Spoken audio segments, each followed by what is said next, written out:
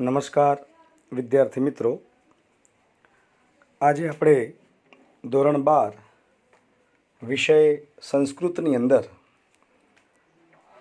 જે સંસ્કૃત સાહિત્યનો પરિચય છે એ સંસ્કૃત સાહિત્યના પરિચયની અંદર જે આપણું બીજો ટૉપિક છે રામાયણ, એનો આપણે અભ્યાસ કરવાના છીએ.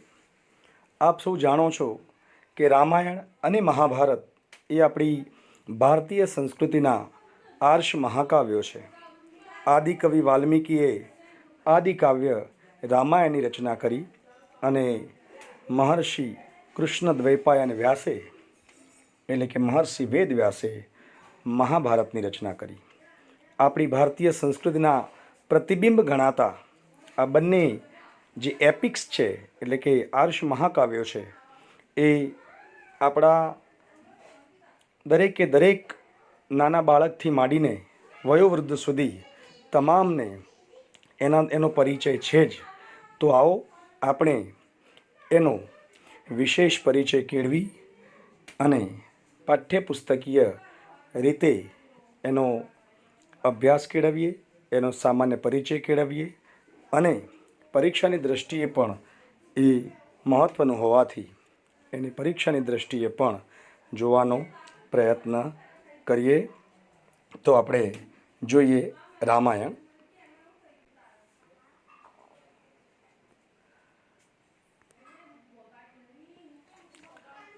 રામાયણની શરૂઆતમાં જ એક શ્લોક આપેલો છે. આખું રામાયણ એ અનુષ્ટુપ છંદમાં રચાયેલું છે, એટલે કે એના જે શ્લોકો છે એ અનુષ્ટુપ છંદમાં રચાયેલા છે. મહર્ષિ વાલ્મીકીએ સરસ મજાના આ મહાકાવ્યની રચના કરી એ સંસ્કૃત સાહિત્યને અને ભારતની સંસ્કૃતિને એક અણમોલ ભેટ આપી છે. એનો જે શ્લોક છે કે જેનાથી રામાયણની કથા એ રમણીય લાગે છે, એ શ્લોકને આપણે સમજવાનો પ્રયત્ન કરીએ.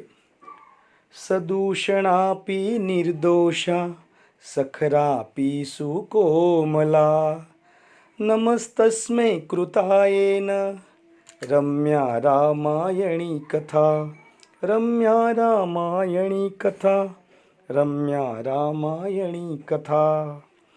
આ જે રાગ છે એ આમ તો મેં મારી રીતે એનો રાગ બેસાડ્યો છે. અનુષ્ટુપ છંદમાં આપણે એને જોઈએ તો એને આવી રીતે ગાઈ શકાય. સદૂષણાપી નિર્દોષા સખરાપી સુકોમલા નમસ્તસ્મૈ કૃતાયેન રમ્યા રામાયણી કથા. જેમ મહાભારતની અંદર એ યદા યદા હિ ધર્મસ્ય ગ્લાનિર્ભવતી ભારત અભ્યુત્થાનમધર્મસ્ય તદાત્માનં સૃજામ્યહમ. વિદ્યાર્થી મિત્રો, અહીંયા એ જે શ્લોક છે એ શ્લોક પણ અનુષ્ટુપ છંદમાં છે. મહાભારત પણ આખું અનુષ્ટુપ છંદમાં છે. અહીંયા રામાયણ પણ અનુષ્ટુપ છંદમાં છે. પણ આ જે રાગ મેં તમને કહ્યો એ રાગ થોડો કર્ણપ્રિય લાગે છે અને ગાવામાં પણ, સાંભળવામાં પણ અને યાદ રાખવામાં પણ થોડો સારો લાગે છે, એટલે મેં એ પ્રમાણે તમને રાગ અહીંયા ગાન કરીને બતાવ્યું. ફરીથી સદૂષણાપી નિર્દોષા સખરાપી સુકોમલા નમસ્તસ્મૈ કૃતાયેન રમ્યા રામાયણી કથા. અર્થાત સદૂષણાપી નિર્દોષા એટલે કે દૂષણ હોવા છતાં, એટલે કે આપણે સૌ જાણીએ છીએ કે રામ અને લક્ષ્મણ અને સીતા જ્યારે વનમાં જાય છે ત્યાં જનસ્થાનમાં ખર અને દૂષણ નામના રાવણના બે સાવકા ભાઈઓ, એમનો ખૂબ ત્રાસ હોય છે અને ત્યાં રહેતા ઋષિ મુનિઓ, પશુ પક્ષી અને એવા સજ્જનોને અને પ્રાણીઓને રંજાડતા હોય છે. અને ત્યાં એ દૂષણ, ખર અને દૂષણનો રામ અને લક્ષ્મણ વધ કરે છે. એ રાક્ષસ પાત્ર છે ત્યાં. એટલે દૂષણ નામનો રાક્ષસ, આમ તો દૂષણ એટલે જે ખરાબ વસ્તુ છે, કલંકિત વસ્તુ છે, જેને કહેવાય કે જે સ્વીકૃત વસ્તુ નથી, દૂષણ. આપણે ઘણીવાર વ્યસનને પણ દૂષણ કહેતા હોઈએ, અથવા ખરાબ જે કૃત્ય હોય એને પણ દૂષણ કહેતા હોઈએ. જે સારું નથી તે, અર્થાત ખરાબ છે, એને આપણે દૂષણ કહીએ. અહીંયા દૂષણ નામનો રાક્ષસ એટલે બંને વસ્તુ, દૂષણ એટલે ખરાબ કાર્ય, અને દૂષણ એટલે દૂષણ નામનો રાક્ષસ અહીંયા પાત્ર તરીકે હોવા છતાં પણ કહે છે કે નિર્દોષા, રામાયણ કેવી છે? નિર્દોષ છે. હવે એનો બીજો અર્થ લઈએ તો રામના વનવાસ દરમિયાન સીતાનું અપહરણ થયું, સીતા રાવણને ત્યાં રહ્યા, એટલે સીતાના સંદર્ભમાં, સીતાના ચરિત્રના સંદર્ભમાં આ વાતને લઈએ તો ભલે સીતા રાવણને ત્યાં રહ્યા, પણ સીતા કેવા છે? નિર્દોષ છે, સીતા પવિત્ર છે, એવો પણ અર્થ લઈ શકાય. એટલે સદૂષણાપી નિર્દોષા, દૂષણ નામનો રાક્ષસ પાત્ર તરીકે હોવા છતાં પણ રામાયણ નિર્દોષ છે.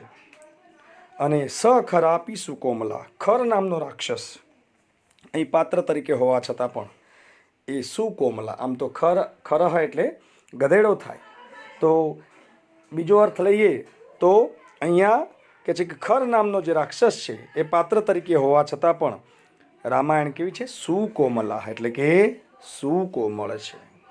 નમસ્તસ્મે કૃતાયેન, જેમણે આવી રમ્યા રામાયણી કથા એટલે કે રમણીય રામાયણની કથા લખી છે, રચના કરી છે, એવા એમને એટલે કે આદિકવિ વાલ્મીકીને મહાભારત જેમ વેદવ્યાસે લખ્યું એમ રામાયણ આદિકવિ વાલ્મીકીએ લખ્યું, એવા રામાયણ કથાના કરનારને રામાયણી કથા યેન કૃતાઃ, રામાયણ રમણીય રામાયણની કથા, રમ્યા રામાયણી કથા યેન કૃતાઃ, જેમણે રમણીય રામાયણની રચના કરી છે, નમસ્તસ્મે, તેવા આદિકવિ વાલ્મીકીને અમારા નમન હજો.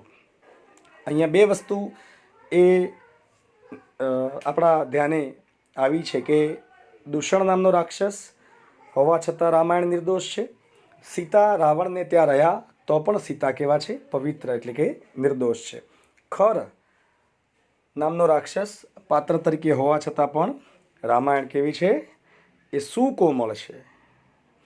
અને આવી કથા રચનાર રામાયણના કર્તા એટલે કે મહાકવિ આદિકવિ વાલ્મીકીને આપણે નમન કરીએ છીએ. આ શ્લોકમાં જેની કીર્તિ ગવાયેલી છે તે રમણીય રામાયણની કથા એટલે કે મહર્ષિ વાલ્મીકી દ્વારા વિરચિત રામાયણમ એટલે કે રામાયણને સંસ્કૃત સાહિત્યનું આદિકાવ્ય અને તેના કર્તા મહર્ષિ વાલ્મીકીને આ કવિ તરીકે ઓળખવામાં આવે છે. એમ કહેવાય છે કે શિકારીના બાણથી વિંધાયેલ ક્રૌંચ નર પક્ષીને માટે વિલાપ કરતી ક્રૌંચ એટલે કે માદા ક્રૌંચીને જોઈને વાલ્મીકીને શોકનો અનુભવ થયો. આપણને સૌને આ પૂર્વકથાની ખબર છે.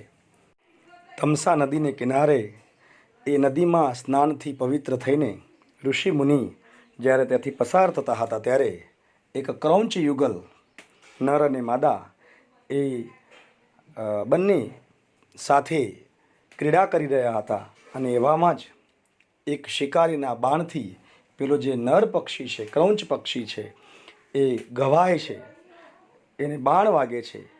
એને લોહી લુહાણ હાલતમાં જોઈને પેલી ક્રૌંચી એ વિલાપ કરતી હોય છે, અને એનો જે વિલાપ છે, એની જે વેદના છે, એ વેદનાને જોઈને એ વાલ્મીકીના હૃદયની અંદર શોક થાય છે, અને એ જે શોક છે એ શ્લોક રૂપે મુખમાંથી સરી પડે છે.